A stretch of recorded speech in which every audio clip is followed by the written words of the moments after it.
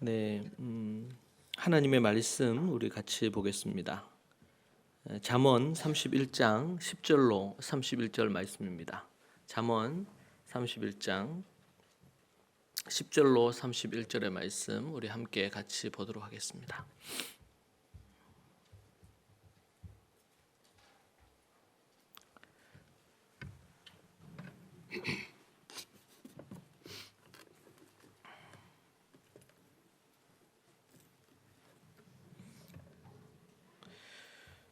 우리 교독에서 함께 같이 읽겠습니다.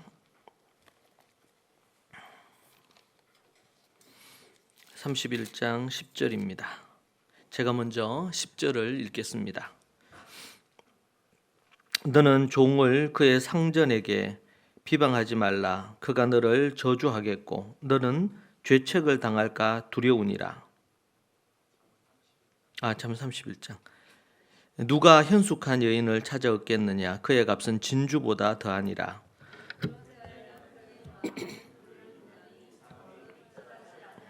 그런 자는 살아있는 동안에 그의 남편에게 선을 행하고 악을 행하지 아니하느니라.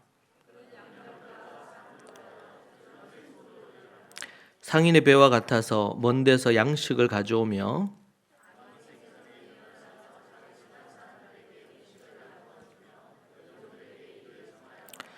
밭을 살펴보고 사며 자기의 손으로 번 것을 가지고 포도원을 일구며 자기의 장사가 잘 되는 줄을 깨닫고 밤에 등불을 끄지 아니하며 그는 공고한 자에게 손을 펴며 궁핍한 자를 위하여 손을 내밀며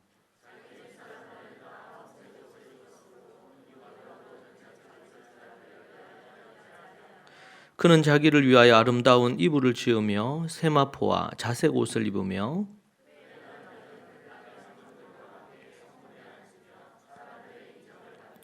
그는 배로 옷을 지어 팔며 띠를 만들어 상인들에게 맡기며 입을 열어 지혜를 베풀며 그의 혀로 인애의 법을 말하며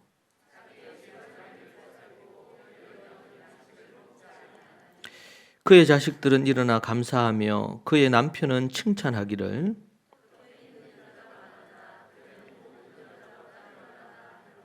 고운 것도 거짓되고 아름다운 것도 헛되나 오직 여호와를 경외하는 자는 칭찬을 받을 것이라. 그 행한 대로 말미암아 성문에서 칭찬받으리라. 아멘. 우리 잠언은 우리가 잘 알고 있는 말씀입니다.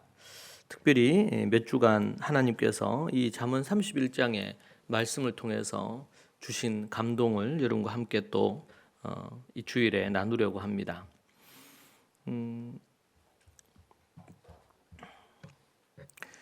우리는 부에 대해서, 돈에 대해서 말씀을 묵상하고 연구한 시즌이 있었죠. 그때 잠언 말씀에 부자 되려 애쓰지 말라 이런 말씀이 있었습니다. 부자 되려고 애쓰지 말아라. 세상에 많은 돈과 관련된 경제와 관련된 책이라든지 이런 유튜브라든지 이런 뉴스를 볼 때 또 사람들의 많은 모습을 볼 때 얼마나 많은 사람들이 부자 되기 위해서 애쓰는지 모릅니다. 그리고 모든 사람들이 부자 되려고 안간힘을 쓰지요. 그러나 우리 잠언에서는 부자 되려 애쓰지 마라 그렇게 얘기를 합니다. 자, 그런데 성경에는 부자의 이야기들이 꽤 많이 나옵니다. 믿음의 조상 아브라함은 큰 부자였습니다. 그 아브라함의 아들인 이삭도 엄청난 부자였습니다. 그리고 야곱도 거부였다고 성경은 우리에게 얘기해 주고 있습니다. 그리고 아들 요셉도 애굽에서 고생을 했지만 그는 권력과 명예와 그리고 부를 거머쥔 사람입니다. 다윗은 왕이 된 이후에 그는 큰 부자였고 솔로몬 또한 하나님께서 그가 구하지 않은 부귀 영화를 다 주심으로 세계에서 가장 큰 왕으로서 가장 큰 부자가 되기도 했습니다. 성경은 우리에게 돈을 쫓아서 부를 얻기 위해서 악한 힘을 쓰고 그것이 우상이 돼서 그것에 매여 살지 말라고 우리에게 말하고 있습니다. 그러나 믿음으로 하나님 앞에 살아갈 때에 하나님께서 그 부를, 물질적인 부를 우리에게 선물로 주시고 또 큰 부자들이 믿음 안에서 이루어지는 것을 또한 우리는 봅니다. 이제 그런 부분들을 사이에서 우리는 때로는 헷갈려 할 수 있어요. 세상이 말하는 부와 성경이 얘기하는 부는 좀 다릅니다. 그래서 우리가 지나치게 이 언밸런스하게 믿음 생활을 하다 보면 문제가 생깁니다. 돈을 돌보듯이 보는 그런 어떤 한쪽 입장이 있다면 또 그 돈을 쫓아서 부자 되려 애쓰는 것이 또 하나의 축이 되겠죠. 극단이 될 겁니다. 우리는 이 복이라는 이 단어, 바라크라는 이 단어가 보여주듯이 납작 엎드려서 하나님 앞에 겸손히 순종하고 예배하는 자가 복된 자라고 우리에게 말씀해 줍니다. 똑같은 우리나라가 복이라는 단어를 쓰는 것과 이스라엘에서 히브리인들이 사용하는 복이라는 이 바라크라는 이 단어가 한글로 번역하면 똑같아요. 그냥 복이에요. 그런데 그 의미는 전혀 다릅니다. 이것이 하나의 관점, 그리고 그들이 갖고 있는, 히브리인들이 갖고 있는 성경적인 이 관점에서 우리에게 보여주고 있는 히브리적인 사고다, 성경적인 사고다, 이렇게 할 수 있어요. 그러니까 우리가 단어라든지 그 의미 배후에 갖고 있는 진정한 그 단어가 가지는 의미를 우리가 정확하게 아는 것이 필요합니다. 그걸 뭐라 그래요? 개념이라 그럽니다. 따라합시다. 개념. 성경적인 개념이다. 그렇게 표현할 수가 있는 거죠. 우리가 그런 부분에서 세상이 말하는 부와 성경이 얘기하는 부에는 차이가 있더라는 겁니다. 세상의 부를 부자 되려고 애쓰거나 노력하지 말아라. 이것이 성경에서 말씀하시는 부분입니다. 그런데 하나님을 경외하고 그분 앞에 납작 엎드려서 순종하고 그 하나님을 예배하는 자에게 하나님은 지혜와 총명을 주셔서 물질의 부를 누릴 수 있도록 인도해 주신다는 것입니다. 채워 주신다는 것입니다. 그래서 큰 부자가 되기도 한다는 것입니다. 이것은 따라오는 것입니다. 그래서 우리가 주객이 전도되면 안 돼요. 주객이. 제가 앞에서 이 얘기를 하는 이유는 오늘 여자에 대한 얘기를 하려고 합니다. 오늘 설교 제목이 유능한 여자입니다. 유능한 여자. 우리가 읽은 개역 개정 성경에서는 10절에 누가 현숙한 여인을 찾아 얻겠느냐 이렇게 나옵니다. 그런데 좀 더 원어의 정확한 번역은 이 현숙한이 아니고 유능한이라 그랬죠. 그래서 이 단어를 새 번역, 원어로 좀 더 정확하게 번역한 번역들을 보면 이렇게 나옵니다. 누가 유능한 아내를 맡겠느냐? 그 값은 진주보다 더 뛰어나다. 그렇게 이야기를 합니다. 누가 유능한 아내를 맡겠느냐? 그렇게 말하라는 부분입니다. 세상에서 유능하다 그러면 어떤 의미를 가집니까? 유능하다. 어떤 여자가 유능한 여자죠? 한번 대답해 보실래요? 어떤 여자가 유능한 여자입니까? 네? 어떤 여자가 유능해요? 몰라요? 우리는 세상과 담을 쌓고 있어 세상을 모르나요? 어떤 여자가 유능한 여자예요? 자기 어떤 비즈니스에 성공한 여자? 아니면 가정적으로 또 자녀들이나 남편을 성공시킨 여자? 그러면서도 자기가 뭔가 자신의 어떤 일이나 사업에 있어서 직업에 있어서 성공한 여자? 이런 여자일까요? 아니면 또 이제 몸매 관리를 잘해가지고 아주 요즘은 그런 단어가 별로 안 쓰이는데 아주 뛰어난 S라인을 자랑하면서 그렇게 하는 여자일까요? 어떤 여자가 유능한 여자죠? 여러분 세상에서 우리는 자칫 헷갈릴 수 있어요. 부자 되려 하지 마라. 그리고 부를 좀 비판적으로 보는 이들이 있어요. 부 자체 아니면 재벌, 사업가 이러면은 지나치게 부정적으로 보는 부분들이 있어요. 물론 잘못된 방법으로 악하게 이렇게 하는 부분들에 대한 것은 비판을 받아 마땅하죠. 그러나 모든 부자가 다 악한 것은 아닙니다. 최근에 뉴스 기사에도 보면 전 재산이 수조 원이 되는데 그가 아주 말년에 아주 단칸방에서 방이 작은 방이 2개 있는 그 집에서 살면서 전 재산을 자기가 죽기 전에 이미 기부를 한 그런 뉴스를 보았습니다. 참 놀라운 부분이죠. 그런 멋진 부자들도 있습니다.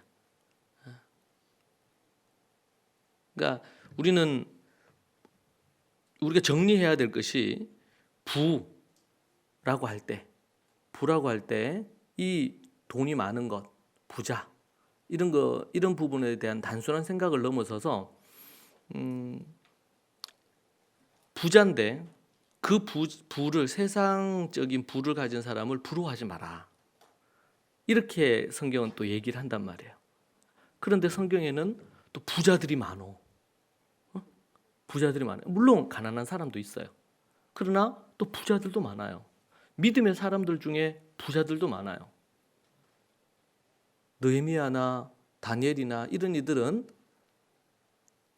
그들은 속국에 포로로 잡혀갔지만 그러나 그들은 그 나라에서 최고의 황제와 왕 다음에 최고의 자리까지 오른 명예를 가졌잖아요.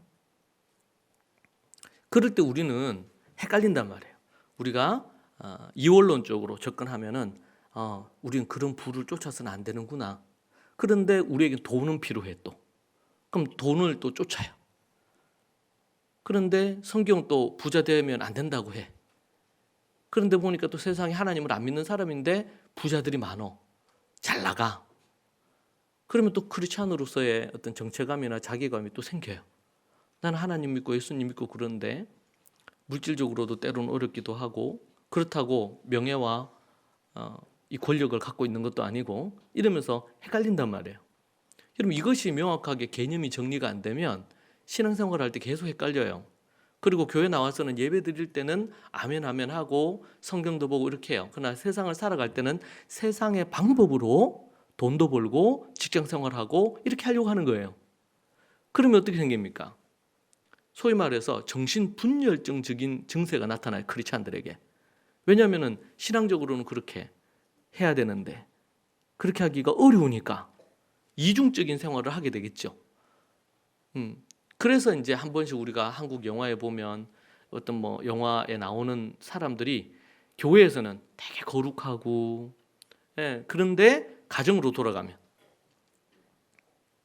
아니면 세상에서 직업이나 사업을 하는 부분에 있어서 갑질을 한다든지 다른 사람을 하나님을 모르는 사람보다도 더 윤리나 도덕적으로 악하게 산다든지 이런 경우들이 생기잖아요. 우리가 이 개념이 정리돼야 되듯이 그것은 제가 앞에서 얘기한 바라크 이 원어의 단어가 갖는 의미를 진정으로 우리가 알면 많은 부분이 해결이 돼요. 그게 뭡니까?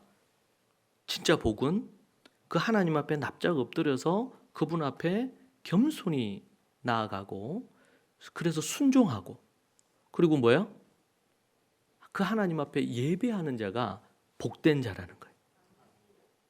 이 복을 가진 자가 그 하나님의 뜻대로 믿음으로 살아갈 때에 하나님이 아브라함에게 주셨던 7가지 복, 내 이름이 창대케 되고 내 자손이 하늘의 별과 같이 바다의 모래알 같이 수많은 자손을 얻고 너를 축복하는 자에게 복을 주고 너를 저주하는 자에게는 더 큰 저주를 주고 이 모든 것들 7가지를 보면 뭐가 나와요? 물질적인 복, 복의 근원이 되겠다. 그 말은 복 자체가 되겠다는 거. 이건 물질적인 복을 얘기합니다. 물질적인 복, 명예의 복, 권력의 복, 갖가지의 많은 자손의 복, 이런 복들을 주신다는 거예요. 자, 그러니까 근본적으로 먼저 필요한 게 뭐라는 겁니까? 하나님과의 관계겠죠. 그래서 시편에도 그렇고 자멸에도 그렇고 뭐예요? 악한 자를 부러워하지 마라. 악한 자들의 성공을 따르지 마라. 악한 자들이 잘 되는 것을 너무 부러워하지 말라는 거예요. 이제 갓 대학을 졸업하고 이제 취업을 해서 직장 생활하던 한 형제를 압니다. 그 형제가 직장에 들어갔는데 부장이나 여러 위에 직급 높은 사람들 있잖아요. 근데 그 사람들이 하나님을 안 믿는 사람들이에요. 근데 그들이 자기 관리를 잘해요. 그러면서 승승장구해요. 그러니까 뭐 연봉도 높고 이렇게 했죠. 그런 부분들이 있는 거예요. 그러면서 그 형제가 그런 얘기하는 거예요. 자기의 모델은 그 부장님이라는 거예요. 물론 우리가 앞에서도 우리 간증한 것처럼 배울 것들이 세상에 있는 사람들에게도 많습니다. 그걸로 부정해서는 안 되겠죠. 근데 자기 인생의 아예 그 목표를 그분을 자신의 인생의 목표로 두고 그렇게 한다는 거예요. 근데 그 마음속에는 이제는 갓 대학 졸업해서 직장 들어가서 이제는 세상에서 뭔가 성공하고 싶은 거예요. 어릴 때부터 교회를 다녔고 크리스찬이지만 성경은 우리에게 그들을 부러워하지 마라. 그들이 악한 짓을 하고 거짓을 행하고 이렇게 했는데 일이 잘 풀리기도 한단 말이에요. 우리가 생각할 때는 막 그렇게 나쁜 짓 해가지고 이렇게 하고 그러면은 뭐 일이 안 풀리고 망하고 이래야 되는데 그러기보다 더 잘 돼. 더 잘 될 수 있다 없다? 있어 없어요? 제가 따는 페이크가 없어요. 그냥 있어요. 더 잘 될 수 있어. 그러니까 시편도 그렇고 성경 곳곳에 뭐야? 잘 되는 것을 부러워하지 마라. 여러분, 이스라엘은 하나님이 이스라엘을 택하셨죠? 이스라엘은 어떤 나라입니까? 애굽 그 주변의 나라들에 비하면 지금 애굽에 들어갔는데 거기에 비하면 아직 나라도 안 됐어. 나라도 형성 안 됐어요. 그냥 부족이야, 부족. 여러분 몇 명이 들어갔습니까? 애굽에, 이집트에 70명이 들어갔잖아요. 그냥 양을 치는 목자들 가족 70명이 들어갔을 뿐이에요. 하나님이 아브라함을 택하시고 이스라엘을 택하신 것은 그들이 뭔가 특별한 능력이 있거나 볼 것이 있거나 이런 게 아닌 것이죠. 전혀. 그런데 하나님께서 그들을 택하셨어요. 지금도 전 세계에서 가장 작아. 우리나라보다 훨씬 작잖아요, 이스라엘이. 본토에 사는 이들이 한 7, 800만 밖에 안 되니까. 거기에 비하면 우리나라는 대국이네요. 대국. 우리 그런 이름 좋아하잖아요. 대국 이런 거 좋아하잖아요.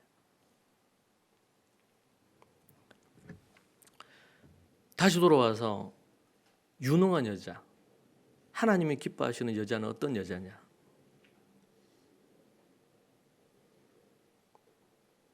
동일한 패턴으로 가야 됩니다. 하나님을 모르지만 유능한, 소위 말 세상에서 유능하다는 여자들이 정말 많습니다. 그렇죠? 그렇다면 세상의 성공과 성경이 말하는 성공이 근본적인 개념에 있어서 차이가 나듯이, 그러니까 우리가 돈이 많거나 소위 말해 잘 나가거나 학벌이 좋거나 이런 부분들에 대한 거를 그런 부분에 있어서 배울 것이 있으면 배우면 좋아요. 그러나 그것을 뭐 하지 마라? 부러워하지 마라.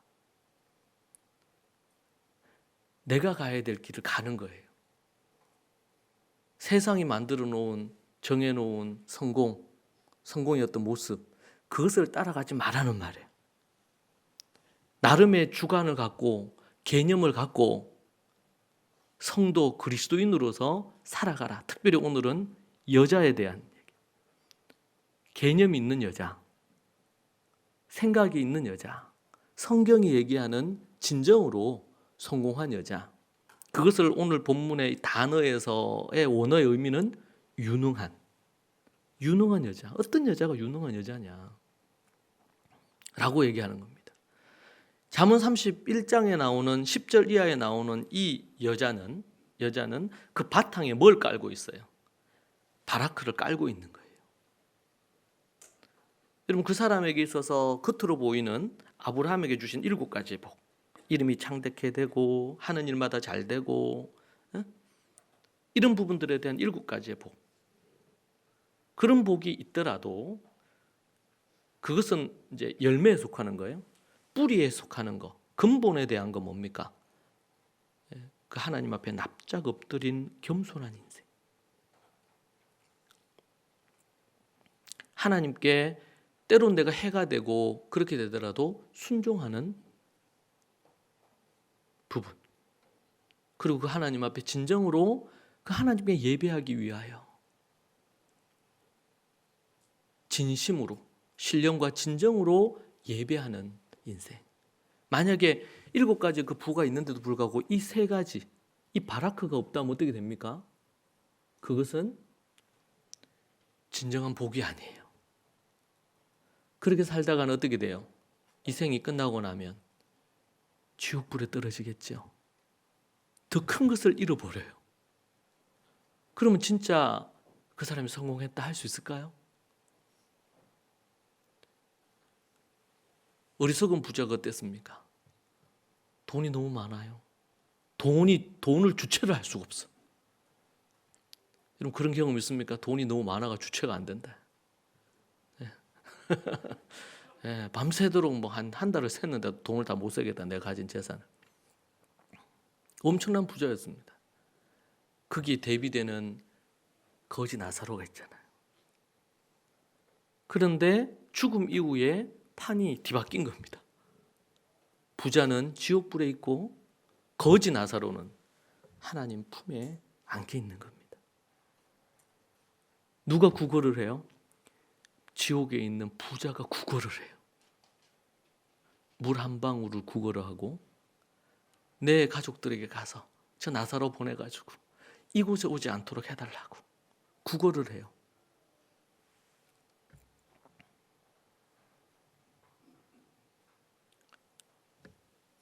여러분, 그 어리석은 부자를 진정한 부자라고 할 수 있을까요? 세상에서는 그 사람의 장례식이 거창하게 치루어지고 그를 모두 다 부러워했을지 모르겠어요. 왜냐하면 그 도시에서, 그 마을에서 최고의 부자였으니까. 더 큰 창고를 지어야 되겠다, 이런 계획을 가졌잖아요. 여러분, 우리는 이러한 관점에서 균형감을 가질 필요가 있습니다. 그러니까 한면으로는 절대로 우리가 세상의 어떤 부분도 보면서 부러워하지 않을 정체성을 가져야 돼요. 여러분, 특별히 우리 자매들 따라 하실까요? 나는 하나님의 딸입니다. 오늘 여기 보니까 뭐라 그러냐면 이런 게 나와요. 누가 유능한 아내를 맡겠느냐? 그 값은 뭐가 같아요? 진주 같은 게 아니고 진주보다 더 뛰어나단 말이에요. 예, 원어의 좀 더 정확한 표현은 진주보다 더 뛰어나대. 예? 우리 자매들 손 내시고 가슴을 이렇게 하면서 나는 진주다.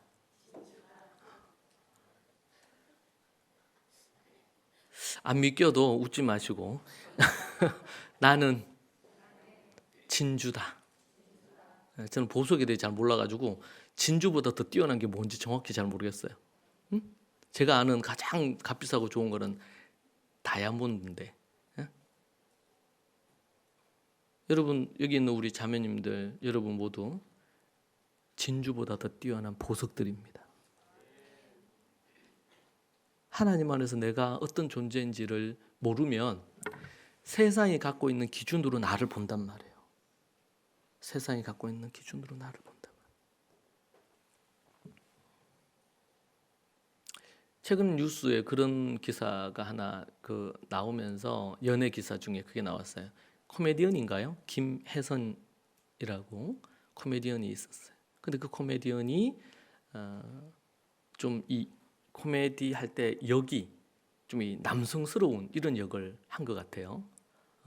저는 그 한 거를 본 적이 없는데 그랬대요. 근데 그때 이제 교제하던 남자가 있었는데 그 남자가 너 너무 남자 같다. 이런 부분으로 여러 부분을 했는데 이 코미디언이 그 남자에게 잘 보이려고 그래서 가슴 성형 수술했대요. 수술을. 그러니까 가슴을 갖고 뭔 얘기를 했겠지. 그 사귀던 남자가.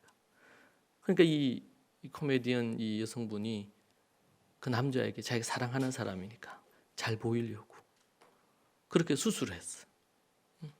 수술했어. 그런데 이제 어떤 부분으로 해가지고 자신이 더 이상 한국에 그 있지 못해 헤어지고 그 남자하고 헤어지고 외국에 유학을 가게 되었는데 거기에서 그 외국인 남자친구를 사귀게 됐다 그래요. 그러면서 그 가슴에 넣었던 조형물이 문제가 생겨서 통증이 있고 이런 게 생긴 거예요. 그래서 수술을 이제 하게 됐겠죠. 근데 그 새로 사귄 남자친구가 예전에 코미디 했던 거를 나중에 알게 됐대요. 알게 됐는데 이 코미디언은 막 우악스럽고 남자답게 또 웃음을 줘야 되니까 막 그런 모습을 보고 그 남자친구가 너무 사랑스럽고 귀엽다는 거예요. 많은 남자들이 이해할 수 없을 수는 있지만 너무 귀엽고 사랑스럽대. 그러니까 그 얘기를 계속 들은 거예요.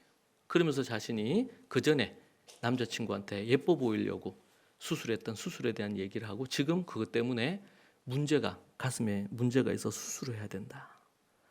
근데 옆에서 그런 부분에 있어서 그 여자친구를 지지해주고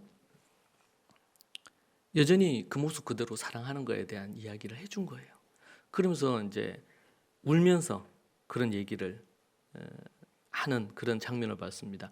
이제 그분이 크리스찬인 걸로 나중에 이제 간증도 하고 이렇게 한 걸로 제가 들었는데 이런 많은 여자들이 세상이 갖고 있는 기준 아니면 누가 좋아하는 누군가가 바라는 어떤 모습 거기에 맞춰서 살려고 한단 말이에요. 여러분 그렇게 살지 마세요.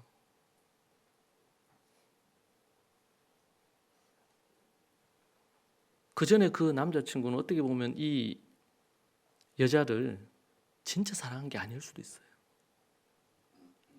사랑은 그 존재 있는 그대로를 사랑하는 거예요. 그게 외모이든 모습이든 어떤 부분이든. 그런데 특별히 이 사회에서는 남자보다도 여자들이 훨씬 더 요구되어지는 여성상이 있잖아요. 여자의 모습 있잖아요. 외모에 대한 것부터 시작해서 뭐 어떤 오늘 여기 이제 개혁 개정의 번역에서 현숙하다 그러는데 이런 동양 사회에서 여성에 대한 부분은 그런 현숙한 이런 모습을 남성들이 원한단 말이죠. 근데 여자가 하나님이 주신 여성으로서 여자로서 있는 그대로를 자신이 사랑하지 않으면 안 되는 것입니다.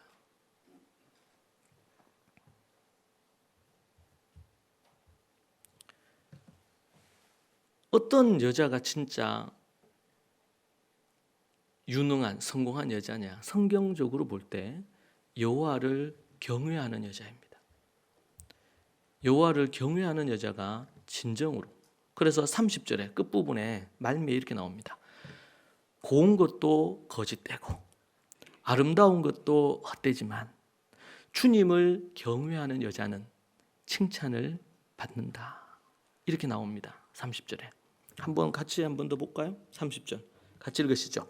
고운 것도 거짓되고 아름다운 것도 헛되나 오직 여호와를 경외하는 여자는 칭찬을 받을 것이라.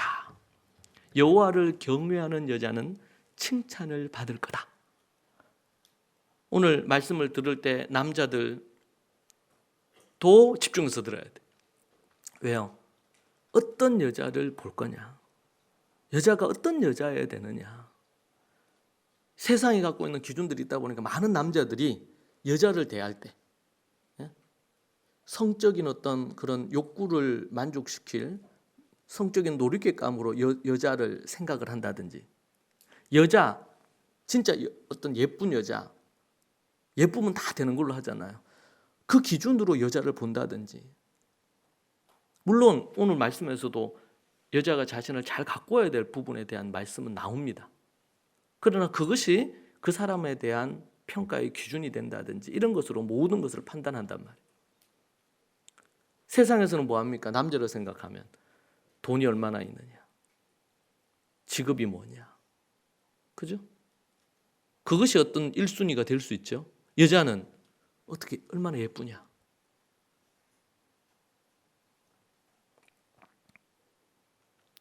고운 것도 거짓되고 아름다운 것도 헛되지만, 여러분 세월이 지나면 아무리 예뻤던 얼굴도 세월이 지나면 주름이 생기고 늙고 변합니다.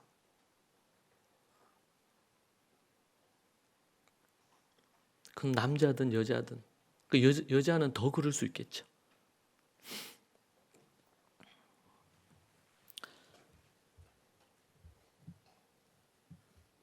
하와의 후예들, 오늘 말씀에 앞에서 본 것처럼 여러분들은 진주보다 더 뛰어난 보석입니다.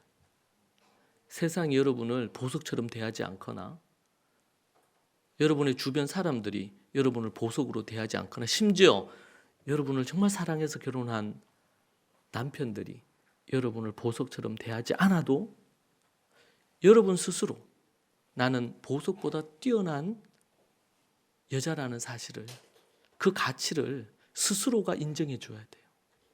스스로가 말해 줘야 되고, 그리고 당당하게 어떤 외적인 어떤 외모, 학벌, 돈 이런저런 거 다 제치고 나는 존재 자체로 진주보다 뛰어나다, 가치롭다, 소중하다.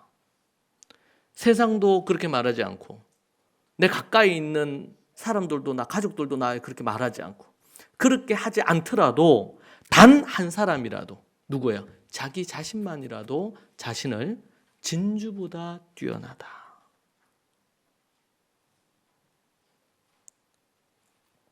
유능한 여자가 진주보다 뛰어난 거예요. 근본적으로 하나님이 하와를 만드셨을 때 진주보다 뛰어나게 만드셨어요. 그리고 이제 그 이후 그 뒤에 나오는 여러 가지 이제 특징이 있잖아요. 여자의 특징이.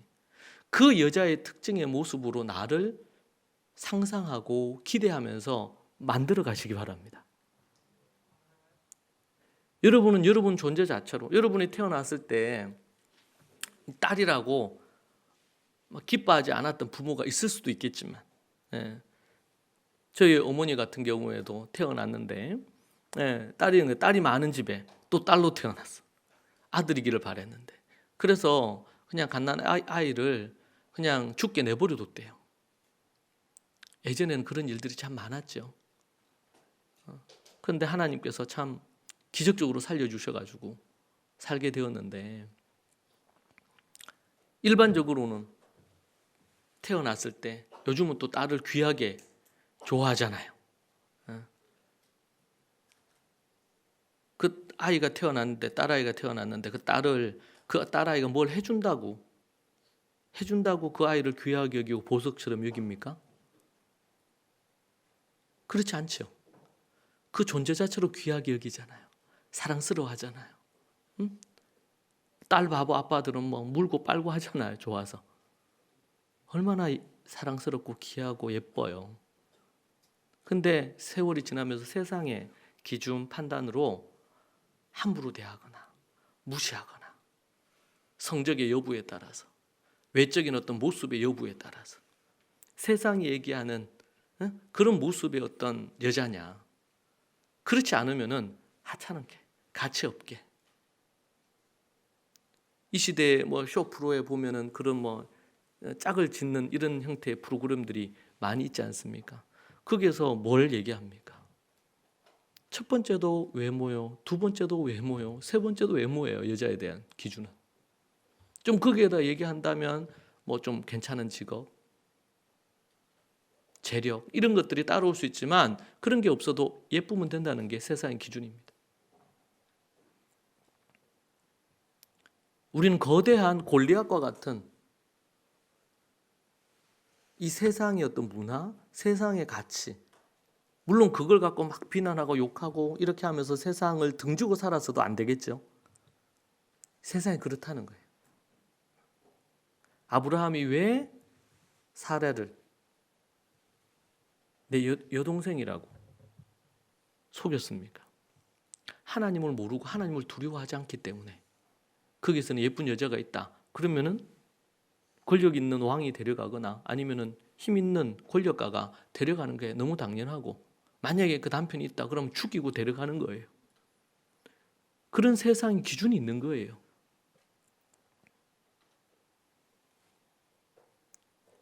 그게 세상이거든요. 하나님을 떠난 악한 이 시대, 그걸 세상이라고 얘기하지 않습니까? 그런데 우리가 교회에 모이고 또 그리스도를 쫓는 사람은요, 그 기준에 우리가 동의하지 않는 겁니다. 그것으로 사람을 판단하고 그렇게 하는 것에 동의하지 않는 것입니다.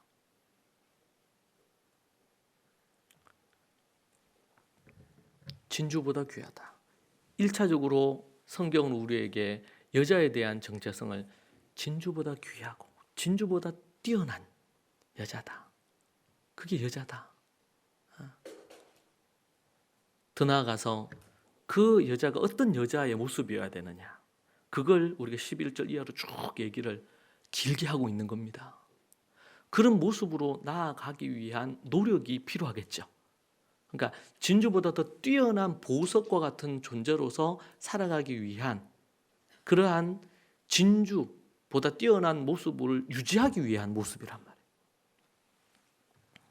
그것을 우리에게 이야기해 주고 있습니다. 그래서 먼저는 나는 보석보다 더 탁월하고 더 뛰어나고 더 귀하다 라는 것을, 자, 오늘부터 우리 좋은 가족 교회 여자들은, 또 이 말씀을 듣는 모든 여자들은 그렇게 자기에게 외쳐야 되겠습니다. 왜 하면 안 합니까? 외치시기 바랍니다. 매일 자기 자신에 대한 아이덴티티를 세상이 만들어 준 것이 여러분께 돼 있을 수 있어요. 자, 그러면은 모든 남자들은 여자들을 볼 때 그렇게 또 봐야 되겠죠.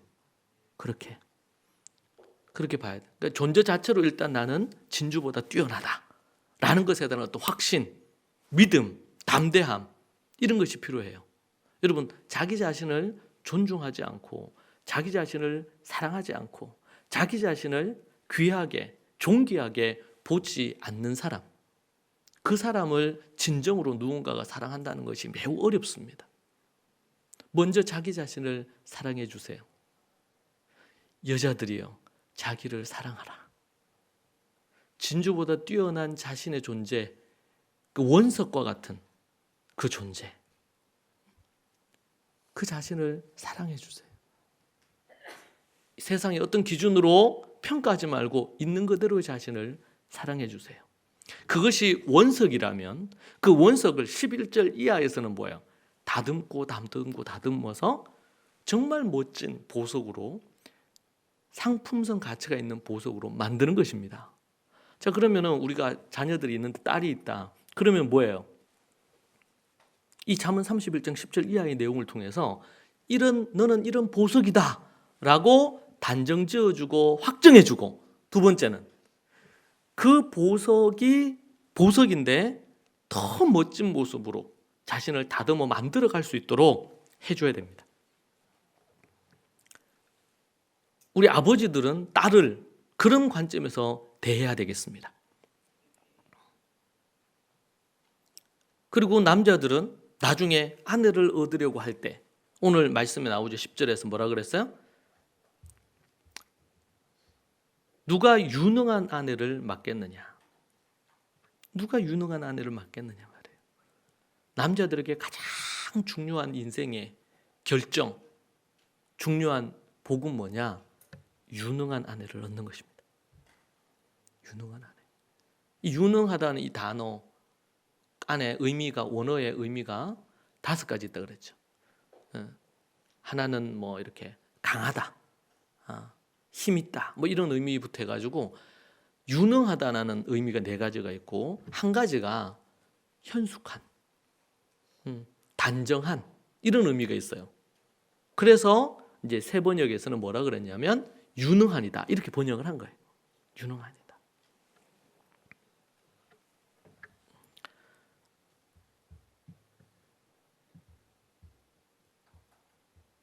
10절 이하의 말씀 보면 진주보다 뛰어난 부분으로 11절에 남편은 진심으로 아내를 믿으며 가난을 모르고 산다. 그의 아내는 살아있는 동안 오직 선행으로 남편을 도우며 해를 입히는 일이 없다. 양털과 사물 구에다가 부지런히 손을 올려 일하기를 즐거워한다. 11절 이하부터 31절까지 그 진주보다 뛰어난 보석이었던 그 보석이 그 보석으로서 계속 유지가 되고 발전이 돼야 되는데 발전이 되기 위한 모습으로 얘기를 하고 있습니다. 그러려면 먼저 여자가 자신이 어떤 존재인지에 대한 정체성에 대한 명확한 확신을 갖고 담대하게 자신감이 있어야 됩니다. 그렇지 않다면 이 11절 이하를 만들어내기가 어렵습니다.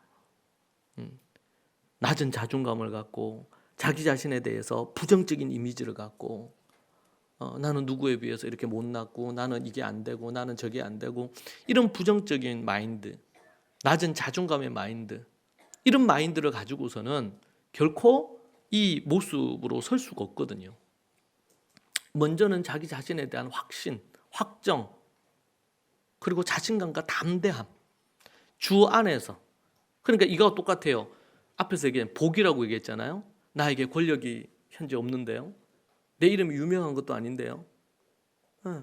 하는 일마다 막 어떤 대박이, 아니 도리어 내가 하는 일들이 자꾸 망하고 안 되는데요.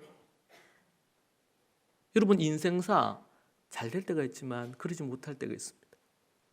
노력하고 애쓰는데 자꾸 뭔가 무너지는 듯, 어디에 낮아지는 이런 어떤 상황으로 하는 일마다 손대는 것마다 망하는 때가 있어요. 어려운 때가 있어요. 여러분 제가 수개월 동안 이 부에 대한 책을 많이 보면서 깨달은 것은 최소한 3번, 많게는 7번 망하지 않고 자수성가한 사람이 없더라고요. 망하지 않고. 그냥 어떤 성공에 이르는 사람 거의 없어요. 정말 겉으로 볼 때 뭔가 성공적인 부분이 된 것 같은데 보면은 위기를 또 맞습니다. 여러분 우리가 너무 인생을 그냥 핑크빛으로만 보면 인생을 살아갈 힘을 잃어요. 잘 안 될 수도 있어요. 물론 잘 될 수도 있겠지만 그럴 때 우리가 배워야 됩니다. 그럴 때 우리가 배워야 됩니다. 우리의 존재감은, 우리의 정체성은 하나님 안에 있으니까요. 세상에 하나님을 안 믿는 사람들도 세상에서 사업하면서 아니면 직장생활하면서 갖가지로 많이 어렵고 힘들고 그래서 실패하고 사업 망하고 다 차입당해서 어려움을 겪는 이런 일들이 부지기수로 많습니다. 그런 일을 겪으면서 다시 또 일어나는 겁니다. 일어나는 사람과 그렇지 못한 사람의 가장 큰 차이는 마인드예요.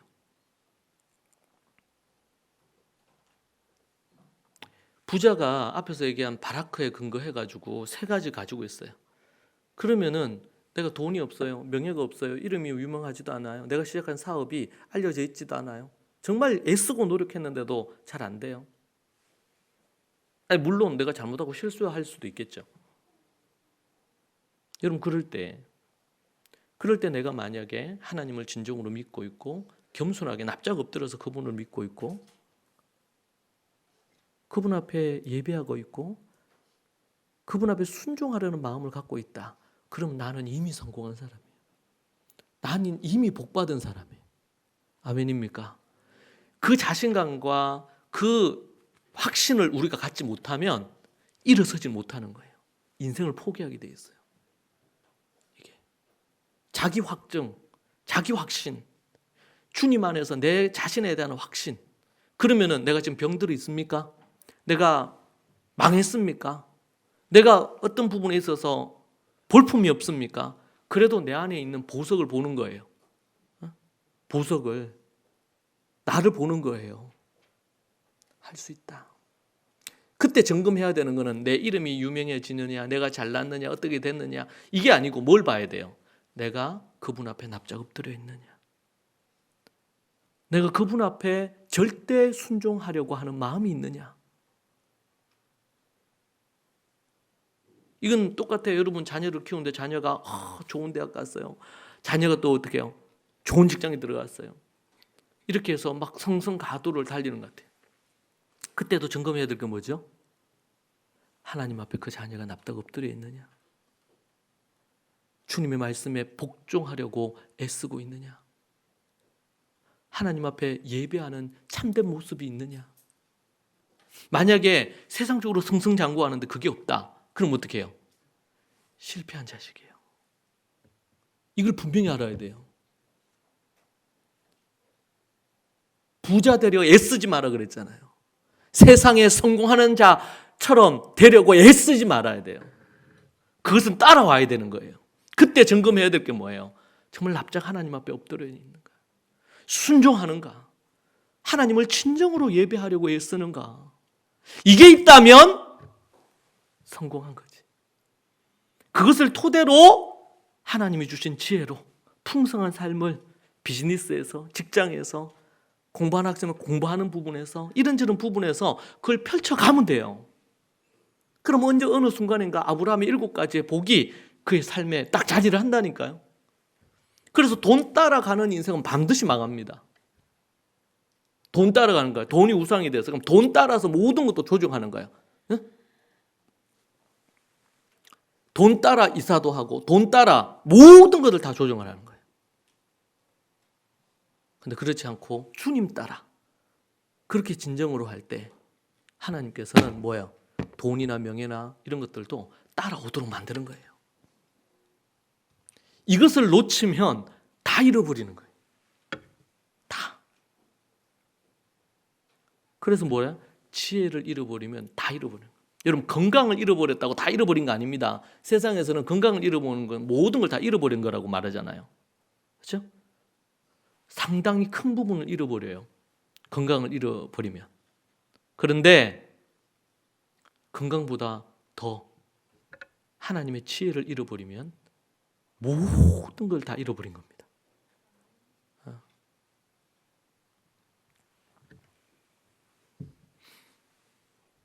여러분 11절 이하의 내용은 지침입니다. 내가 하나님 앞에 성공된 유능한 여자가 되기를 원합니까? 여자들은 매일 잠언 31장 10절부터 31절을 매일 읽으십시오. 읽을 때마다 깨달음이 다르게 올 겁니다. 나에게 다가온 그 깨달음에 도끼처럼 자기에게 딱 찍히는 말씀이 있죠. 그 말씀을 붙들고 한 주고 두 주고 한 달이고 두 달이고 붙들고 그런 모습이 되기 위해서 부단히 노력하고 애쓰십시오. 부단히 노력하고 애쓰십시오. 세상의 기준으로 자기 안에 부정적인 마인드와 이런 것들로 막 헤매지 말고 이 말씀 중에 그 앞에서 얘기했어요. 이제 개념이 확정이 됐으면, 내 정체성을 하나님 안에서 확정이 됐으면, 이게 너무 중요해요. 이게 바탕에 안 깔리면, 바라크가 바탕에 안 깔리면 그 위에 이 11절부터 31절까지 기둥들을 세울 수가 없어요. 세워놨다 하더라도 어떻게 돼요? 한순간에 무너져 버리죠. 왜? 기초가 없으니까. 바라크란 기초를 세우고 그 위에 물질적인 것으로 어떻게 해요? 부지런히 하나님 앞에 나와 기도하면서 7가지 세우려고 노력하는 것은, 그것은 뭐예요? 하나님이 기뻐하시는 부예요. 이 바라크를 토대로 해놓고 7가지 11절부터 31절까지 남편은 진심으로 아내를 믿고 가난을 몰라요. 이 말은 뭡니까? 여자가 돈을 아끼고 돈을 잘 관리하는 것을 얘기하겠죠. 예를 들면 아무리 벌어와도 여자가 돈을 아끼고 잘 관리하고 이렇게 하지 못하면 가난이 찾아올 수밖에 없죠. 그의 아내는 어떻게 해요? 살아있는 동안 오직 선행으로 남편을 돕고 해를 입히지 않아요. 남편에게 잘하는 거예요. 남편에게 이건 가부장적인 어떤 마인드 아닙니까? 아니죠. 돕는 배필로 나중에 또 제가 이제 오늘 말씀 듣고 나서 여자들이 억울할 수 있어요. 여러분, 제가 누굽니까? 잠언 31장 1절부터 9절까지 말씀도 언젠가는 설교를 하겠죠. 남자에 대한 이야기. 유능한 남자가 어떤 남자인지. 서로 돕는 자들이에요. 부부는. 그의 아내는 살아있는 남편에게 선행을 해요. 선행을 행함으로 남편의 입지가 높아져요. 그렇게 하는 거예요. 가까이 있는 남편에게 잘해야 돼요. 물론 남편도 가까이 있는 아내에게 잘해야 되죠. 남자들 중에서 보면 밖에서는 잘하는데 안에서는 못하는 경우 있잖아요. 특별히 경상도 남자들이 그렇답니다. 아내들도 그래요. 13절에 양털과 사물구에다가 부지런히 손을 올려 일하기를 즐겨한다. 게으른 여자는 정말 어디 쓸 데가 없어요. 부지런해야 돼요. 부지런해야 돼요. 그리고 일을 해야 돼요. 자기 일을 가지고 있어야 돼요. 오늘 말씀에 우리의 기준은요. 세상에서는 뭐 갖가지로 막 이런 캐리어 우먼, 커리어 우먼을 대단하다 이렇게 이제 보잖아요. 그죠? 또 어떤 경우는 또 한때는 시즌에는요.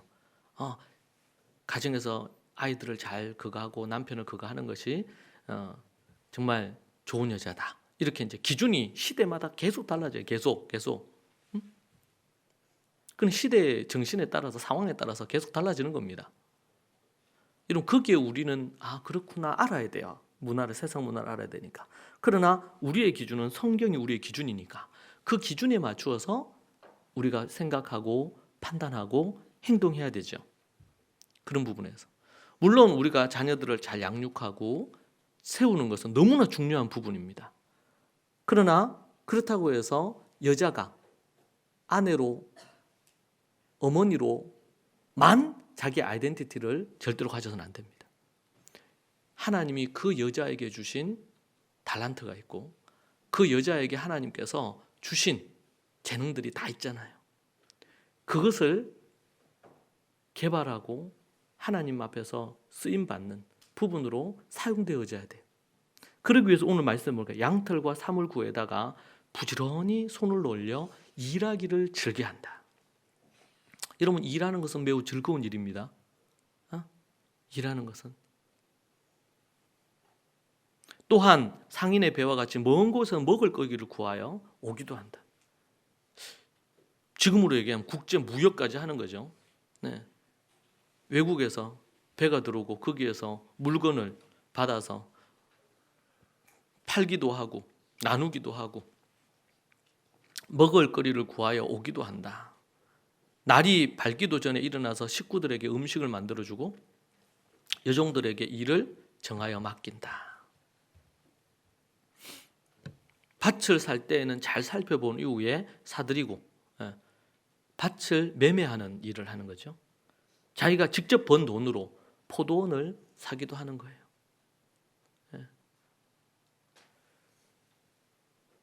여성들이 지금도 이 사회에서는 여성들의 어떤 일자리 문제나 여러 가지 부분에 있어서 어려움이 있기도 한데요.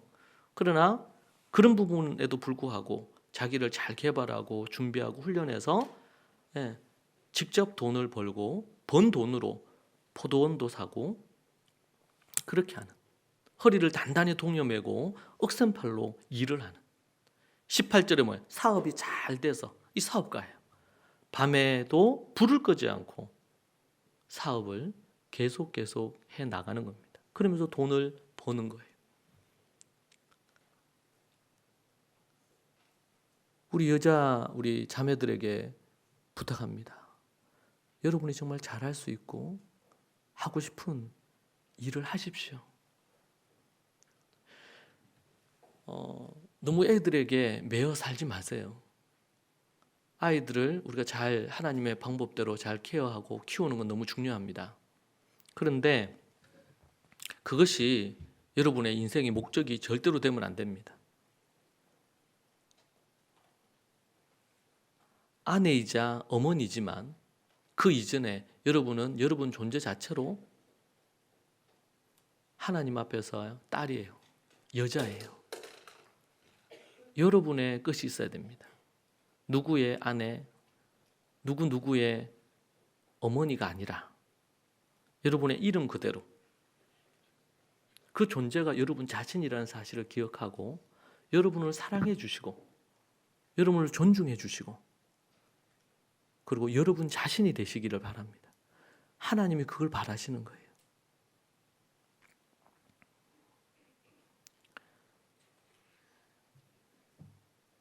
너무 지나치게 자식에게 마음을 두게 되면 내가 누군가를 위해서 희생한다 생각하는 거예요. 그렇게 하면 안 돼요. 나중에 되면 어떻게 되면 내가 자식들을 보면서 내가 네한테 어떻게 했는데 내가 네한테 어떻게 했는데 네가 나한테 이럴 수가 있느냐.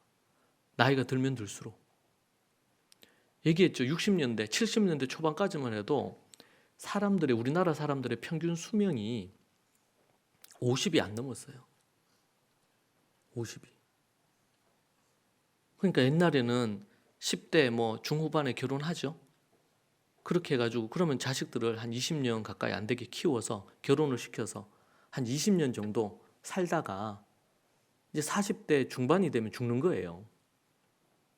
그런데 이제 그걸 넘어서서 60까지 살았다. 그래서 이제 잔치를 한 거지. 너무 오래 살았다고.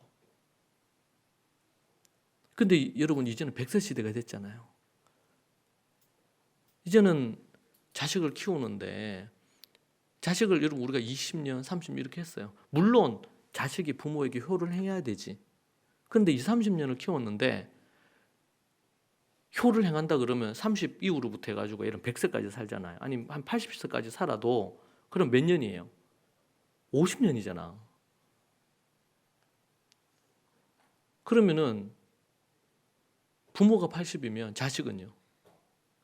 60대를 바라보는 거예요. 그러니까 그렇게 계속 하기가 쉽질 않아. 생명이 이렇게 100세 시대가 되면서 많은 상황들이 달라지는 거예요. 그러니까 뭐예요? 결혼한 것도 내가 좋아서 결혼했고 자식을 낳은 것도 내가 좋아서 자식을 낳아서 길렀고 직장도 어쩔 수 없이 다녔다. 이렇게 하면 안 되고 직장도 내가 좋아서 다닌 거예요. 그렇게 해야지 누군가를 위해서 내가 희생했다. 이렇게 생각하게 되면 억울함이 생기죠. 그러면서 뭐예요? 내가 어떻게 했는데 지가 내한테 이럴 수가 있느냐. 남편에게도 그렇고 자식에게도 그렇고 매사에 그럴 수 있단 말이에요. 그런 마인드를 버려야 됩니다. 내가 좋아서 이 사람하고 결혼했잖아요. 내가 좋아서 사랑해서 자식을 얻었어요. 그러면 이 자식을 할 수 있는 대로 필요한 대로 하나님의 교훈과 양육으로 훈련으로 키워. 그리고는 뭐예요? 스스로 이제는 지 인생을 사는 거예요. 물론 우리는 죽을 때까지 자식에 대한 어떤 그런 마음을 갖고 대할 겁니다. 그러나 어떻게 해요? 자식과 나를 분리를 해야 돼요. 내가 자식이고 자식이 내다. 이래 되면 나중에 그 자식도 힘들어져. 그리고 그 자식에 대한 배신감을 느껴요. 다른 인격체예요. 하나님이 주신 방법대로 자식을 잘 키우세요. 그러나 자식에게 올인하지 마세요. 남편에게도 올인하지 마세요. 여러분 인생을 사세요. 그래야지 나중에 남편하고도 좋은 관계 맺고 자식하고도 좋은 관계를 맺을 수가 있어요. 왜? 내가 희생했다고 생각하면 그 자식에게 뭔가 돌려받기를 원한단 말이에요. 상실감에 빠질 수가 있어요. 그리고 우울해져요. 그렇게 해서는 안 돼요. 오늘 말씀 보세요. 저는 다시 잠언 31장을 보면서 이 여자가 어떻게 해요? 자기 일을 하잖아요. 자기 비즈니스를 하잖아요. 자기 일을 참 즐겁게 하는 것 같지 않습니까? 그 일을 하잖아요. 나중에 뒤에 보면 그 자식들이 어떻게 해요? 부모에게 감사하다고 표현을 하잖아요. 28절에 자식들도 모두 일어나서 어머니 업적을 찬양하고 남편도 아내를 칭찬하여 이르기를. 물론 남편에게도 잘해야 되고 자식을 잘 거둬야 되겠죠. 그러나 그 자식에게 희생했다 생각하고 그렇게 하지 말고 내가 기뻐서 그 일을 했다. 그리고 그 아이 인생은 누구예요? 그 아이가 인생을 살아가야 되는 거예요. 공부를 잘하든 못하든 좋은 직장을 얻든 사업을 하든, 앞에서 얘기했죠. 사업을 하다 보면 최소한 3번, 많게는 7번까지 망한다고. 망하더라도 일어설 수 있는 마인드, 인성, 심성, 위기관리 능력, 이런 것들을 여러분들이 어릴 때부터 만들어 주려고 애쓰시고 그 아이를 성공되게 만들려고 하지 마세요. 그것은 그 아이의 몫이에요. 그 아이의 몫이에요. 안 그러면 어떻게 해요? 마음이 계속 왔다 갔다 해요. 계속 왔다 갔다. 갖가지에 많은 스트레스가 끊이질 않아요. 도리어 항상 기뻐하고 쉬지 말고 기도하고 그냥 범사에 감사하세요. 그것이 육체 건강에도 좋고 정신 건강에도 좋고 영적으로도 너무 중요한 부분이 됩니다.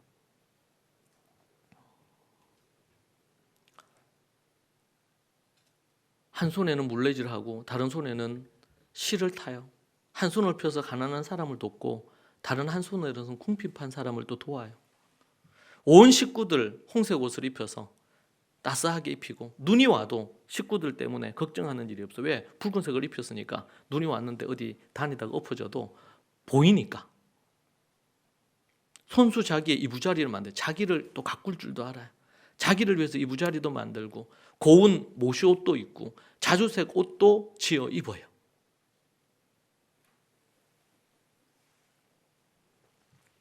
남편은 마을 원로들과 마을 회관을 드나들고 사람들의 존경을 받고요. 그의 아내는 모시로 옷을 지어 팔고 옷을 그렇게 해서 자기가 입을 뿐만 아니라 잘 만들어서 팔기도 해요. 띠를 만들어 상인에게 넘기고 자신감이 있고 위험이 몸에 배어 있어요. 25절에 미래에 대한 두려움이 그녀에게는 없습니다. 진주보다 뛰어난 보석 같은 여자의 모습이에요. 여러분은 그럴 수 있는 자격을 갖추었고 그럴 수 있는 가능성을 여러분들이 모든 우리 여자들에게 특별히 그리스도를 따르는 경건한 여자들은 다 가지고 있어요. 이것을 오늘 지침에서 얘기한 대로 이것이 내 삶이 되도록 부단히 자기를 훈련하고 이 마인드를 내 마인드로 가지고 그렇게 하기 위해서 애쓰고 노력해야 될 줄로 믿습니다.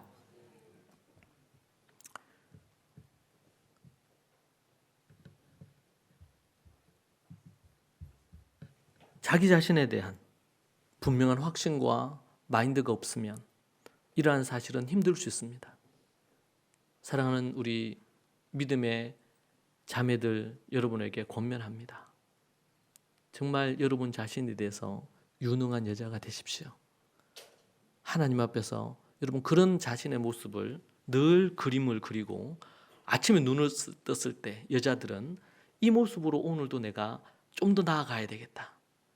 이 간격이 좀 있어 보입니까? 그렇다면 내가 결혼의 유무와 상관없이 유능한 여자들은 결혼과 관련된 걸로 자기를 열등감을 갖거나 이럴 필요도 없습니다. 필요도 없습니다. 그냥 자기 존재 자체로 현재 있는 모습 그대로 여러분을 인정하시고 사랑해 주세요. 그리고 멋지게 사세요. 여자가 멋지게 사는 것은 바로 이렇게 사는 겁니다. 이렇게. 그렇게 해서 살아갈 때 하나님께서 여러분을 기뻐하실 뿐만 아니라 많은 주변 사람들이 심지어 하나님을 모르는 사람들도 여러분의 그 자신감, 미래에 대한 두려움이 없는 모습, 당당함, 그리고 끝없이 도전하면서 나아가는 그 모습에 많은 사람들이 매력을 느낄 겁니다. 그리고 그 이유는 이 바라크, 주님 안에서 잠언 31장 이 그 비밀이 될 줄로 믿습니다. 기도하겠습니다. 하나님 감사합니다. 우리가 무엇이 간데 우리를 이렇게 보석처럼 여겨주시고 보석으로 우리를 만들어주시고 세상은 상대적으로 가치롭지 않다고 귀하지 않다고 쓸모없다고 하루에도 여러 수십 번 갖가지 많은 부분으로 우리에게 경고하고 말합니다. 주님, 우리가 그러지 않은 인생이 되기를 원합니다. 우리 존재 자체로 하나님이 어떻게 보시는지를 알고 믿음으로 서게 주님 도와주옵소서. 진정한 진주보다 뛰어난 보석으로 또한 날마다 거듭나고 진화해가고 성장해가는 우리 모든 믿음의 자매들 되게 하여 주옵소서. 예수님 이름으로 기도합니다. 아멘.